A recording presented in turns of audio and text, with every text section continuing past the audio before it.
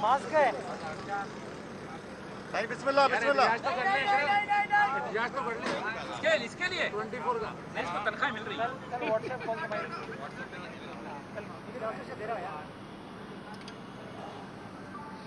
भाई आप लोग बोलोगे तो शुरू है।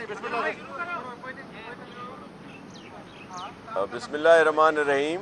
अल्लाहुम्मा सल्ली अला मुहम्मदिन व आले मुहम्मद। अस्सलाम वालेकुम। आज काफ़ी लंबी हमारी कैबिनेट मीटिंग थी जिसमें बहुत सारे इश्यूज़ जो हैं वो डिस्कस हुए।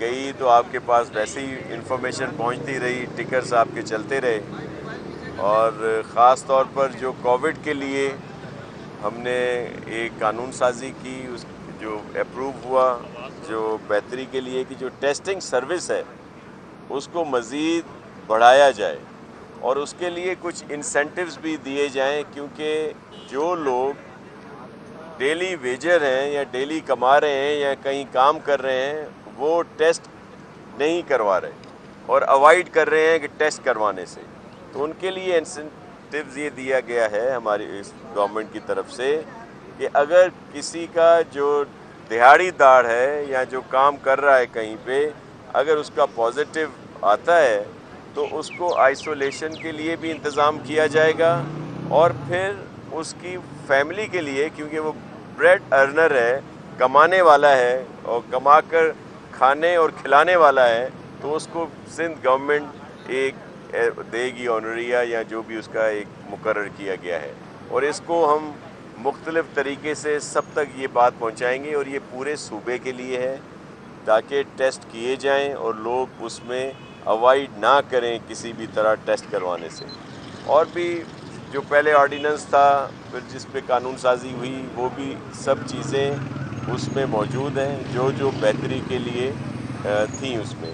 फिर जो लोग हादसाती तौर पर और कुदरती आफात में वैसे किसी कोई भी आता है, किसी को कोई नुकसान पहुंचाता है, उनके मुआवज़ों को भी बढ़ा दिया गया है।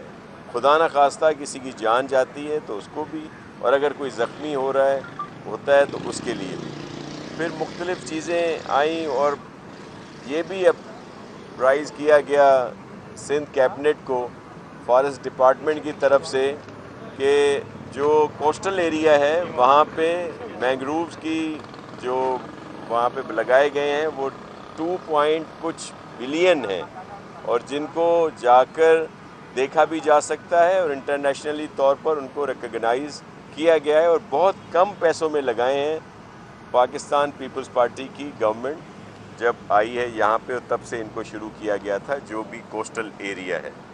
उसके अलावा जो हमारे ट्रांसपोर्ट की BRT की लाइनें हैं उनके लिए कि उनको फौरी तौर पर काम किया जाएगा ताकि ये सहूलत जो है वो लोगों को मयसर हो, और उसके लिए भी ट्रांसपेरेंट तरीके से ये सारा सिलसिला किया जाए। और भी बहुत सारे थे, आपके कोई सवालात हों तो हम। कंस्ट्रक्शन इंडस्ट्री जो है, जो प्राइम मिनिस्टर साहब ने कहा है कि उसको बेहतर करना है, एक्सपीडाइट करना है, ईज़ टू डूइंग बिज़नेस के लिए 1 विंडो ऑपरेशन करना है, और फिर जो टैक्सेस हैं वो पार करने हैं कि पूरे पाकिस्तान में जिस तरह दीगर सूबों में बड़े शहर हैं उन्होंने अपने टैक्स कम किए हैं, तो आज कैबिनेट ने भी ये फ़ैसला किया कि कंस्ट्रक्शन इंडस्ट्री के फ़रोग़ के लिए हमने भी वो टैक्स कम कर दिए ताकि यहाँ पे ज़्यादा से ज़्यादा इन्वेस्टमेंट हो और लोगों को रोज़गार के मौके भी मिले और बेहतरी की तरफ। अच्छा, ये स्ट्रीट क्राइम पर भी कोई ब्रीफिंग आपको दी गई, खास तौर पे स्टॉक एक्सचेंज हमले के बाद ये एक हॉट इशू बन गया है, और आपने देखा होगा कल कोयटा में भी एक बम धमाका हुआ है, तो क्या सिक्योरिटी मेयर्स आपकी तरफ से लिए जा रहे हैं लोगों की जानो माल को मजीद बेहतर बनाने के लिए? इसी से रिलेटेड है जो एडिशनल IG ने जो ब्रीफिंग दी है, और उन्होंने ये एतराफ़ किया है कि जो स्ट्रीट क्राइम है उसका ताल्लुक मंशियात से है, ठीक है, और उनके मंशियात का कारोबार जो है ना कराची में तकरीबन बढ़ गई है, सब जानते हैं। लेकिन आपने उनसे ये पूछा कि भाई मंशियात किस तरह चल रहा है, इसका जिम्मेदार कौन है, किस तरह मंशियात जो है ना कराची में पलता फूल रहा है और ये कारोबार बड़ी तेज़ी के साथ जो है ना वो कराची में फैल रहा है। देखिए, लॉ एंड ऑर्डर की सिचुएशन पर आईजी साहब ने पूरे सूबे की ब्रीफिंग दी और हमारे कराची के चीफ जो हैं एडिशनल आईजी साहब, उन्होंने ख़ास तौर पर कराची की सारा जो तफसील जो है वो पेश की। एक तो ये मैं आपको अर्ज़ करता चलूँ कि अगर 6 माह जो 2019 के जून से दिसंबर तक और फिर अब 2020 के जनवरी से जून तक के लें तो उसमें नुमायाँ कमी आई है। वैसे लॉ एंड ऑर्डर की उसमें बेहतरी आई है और क्राइम में कमी आई है। अब उसका कोविड भी हो सकता है कि कोविड की वजह से लॉकडाउन रहा, दीगर ज़्यादा जो इन्फोर्सर हैं वो रोडों पे रहे और वो ज़्यादा एक्टिव रहे, एक वजह ये भी है उसकी। और जो आप बात कर रहे हैं कि जो क्राइम हो रहे हैं, जो हमले हुए हैं या इस तरह की मुल्क दुश्मन लोगों ने जो यहाँ पे कार्रवाइयाँ की हैं, ख़ास तौर पर रेंजर्स के ख़िलाफ़, हमारे पुलिस के जवानों के ख़िलाफ़ या स्टॉक एक्सचेंज और दीगर जगहों, तो उनके लिए मुकम्मल तौर पर काम हो रहा है। आपने देखा कि स्टॉक एक्सचेंज में किस तरह हमारे पुलिस के जवानों ने रिस्पॉन्ड किया और लम्हों में इन दहशतगर्दों का सफाया किया। मैं आपको एक अर्ज़ करूं कि लॉ इन्फोर्समेंट एजेंसीज़, हमारी पुलिस, रेंजर्स और दीगर इदारे अपना काम बहुत बेहतर तरीके से कर रहे हैं। बहुत से जो इस तरह के दहशतगर्दों के ग्रुप्स हैं, उनके अज़ाइम हैं, उनको खाक में मिलाते हैं। कई गिरफ्तारियां होती हैं और जो उनके मंसूबे हैं उनको नाकाम किया जाता है, मे भी कभी शेयर नहीं किया जाता, लेकिन ये सब लोग अपना काम कर रहे हैं और इंशाल्लाह हम लोग इनसे मुकम्मल तौर पर मुतमईन हैं कि ये जो हमारे पाक फ़ौज है, रेंजर्स है, पुलिस है, दीगर लॉ इन्फोर्समेंट एजेंसीज़ अपना काम एहसन तरीके से कर रहे हैं। जी, स्टॉक एक्सचेंज हमले के बाद 18 से 20 गाड़ियाँ शहर से छीनी गई। खुद मेरे बड़े भाई की गाड़ी गुलशन अतीत से उतरे, मास्क लें, ड्राइवर समेत 4 असला बरदार लोग आए, गाड़ी ड्राइवर समेत हैदराबाद। देखिए, मैं आपको अर्ज़ करूँ कि ये क्राइम, अब मैं ये नहीं कह रहा कि क्राइम बिल्कुल ज़ीरो हो गया है, लेकिन अगर आप कंपेयर करें तो उसमें बहुत कमी आई है। लेकिन ये भी क्राइम में नहीं होना चाहिए और इसको भी बेहतर करने के लिए सेफ सिटी के लिए बात की गई। कैमरा जो है बेहतर उनका जो तरीक़ेकार है उसको करने की बात की गई और पुलिस को मज़ीद स्ट्रेंथन करने के लिए भी बात हुई कि उनको ज़्यादा बेहतर चीज़ों से लेस किया जाए और कवानीन को बेहतर बनाने की भी बात की गई ताकि उनका असर हो और जो क्रिमिनल्स हैं उनको उसका फ़ायदा न मिले। तो इस पर बात हुई है और जो क्राइम थोड़ा बहुत है इंशाल्लाह वो भी ख़त्म हो जाए। जो आज एडिशनल आईजी की जानिब से जो वायरस की शरह में इजाफा हो रहा है, इसके साथ साथ जो कमी आई है, एक तरफ आ रही थी, अचानक पीपुल्स पार्टी ने कोरोना वायरस में इजाफे का एक प्लान बनाया और इतवार को कराची में लाखों अफराद का इज्तिमा हुआ। न पुलिस ने अभी तक कोई एक्शन लिया। मोहम्मद अली टब्बा जो अरबों रुपए टैक्स देता है वो तो गिरफ्तार हो जाता है, अभी तक कोई गिरफ्तारी भी नहीं हुई। जिसने इसमें जो मुजाहरा किया था उनके मुंतजमीन को अभी तक कोई गिरफ्तार नहीं किया गया। देखिए, उस पर चेयरमैन साहब ने नोटिस लिया है, लेकिन जो इशू था, हॉट इशू था, आपने देखा कि इलेक्ट्रिक की कितनी बड़ी ज़्यादतियाँ हो रही थी यहाँ पे। इसके लिए लोग जो हैं वो निकले और ज़ाहिर है पाकिस्तान पीपल्स पार्टी अवामी पार्टी है और उनके इश्यूज़ पर पॉलिटिक्स करती है। तो हमारे मुकामी जो ओहदेदार हैं उन्होंने ये ज़रूर किया, लेकिन उस पर चेयरमैन ने नोटिस लिया है कि अगर कोई एहतजाज करना भी है तो उसका अपना तरीक़ेकार है, SOPs पर अमल कर वो ये एहतजाज कर सकते हैं।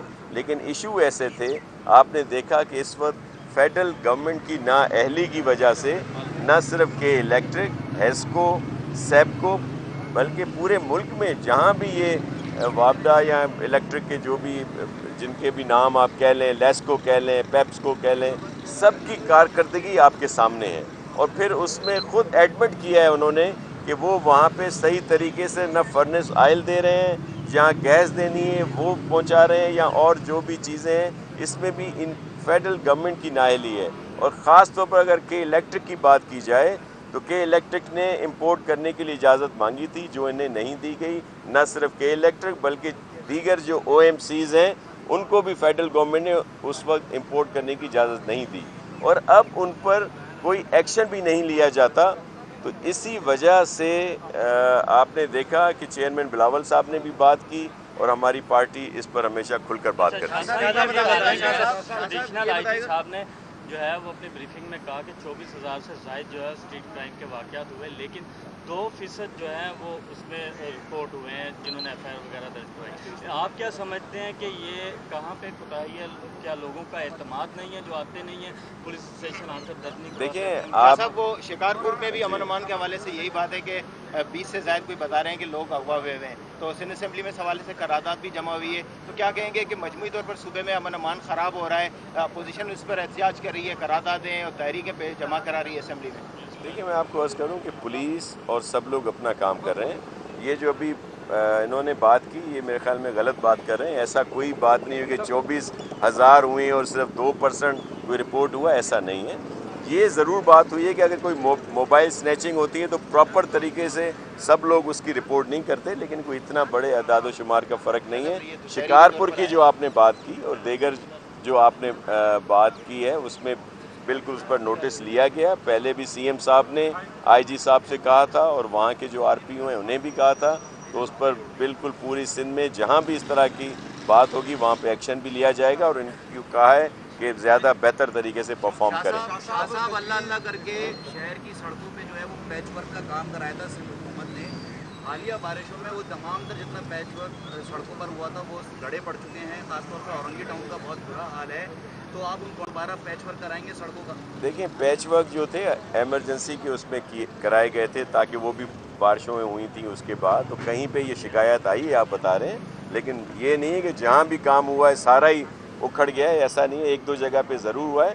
आपने एक और बात को भी ज़रूर अप्रिशिएट करें कि इस शदीद बारिश में भी सारे रोड जो थे मोटरेबल थे। उसकी वजह ये थी कि नालों की सफाई शुरू कर दी गई और जो चौकिंग पॉइंट थे उनको सबसे पहले साफ़ कर दिया गया। तो 2-2.5 घंटे कहीं पे ज़रूर थोड़ा सा इशू रहा है, लेकिन तमाम शाहराएँ जो थी वो मोटरेबल थी।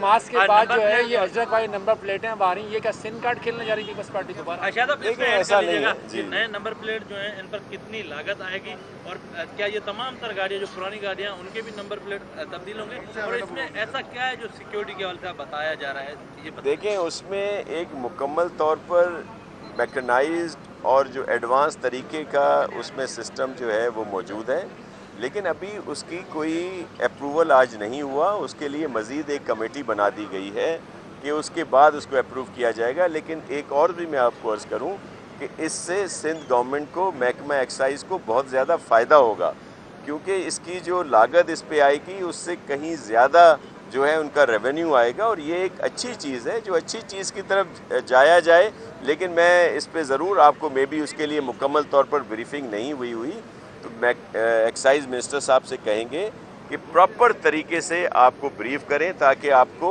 इस नंबर प्लेट की अफादियत का इल्म हो। जब अजरक वाला मास्क हो सकता है, नंबर प्लेट नहीं हो सकती? हाँ, वो सिम कार्ड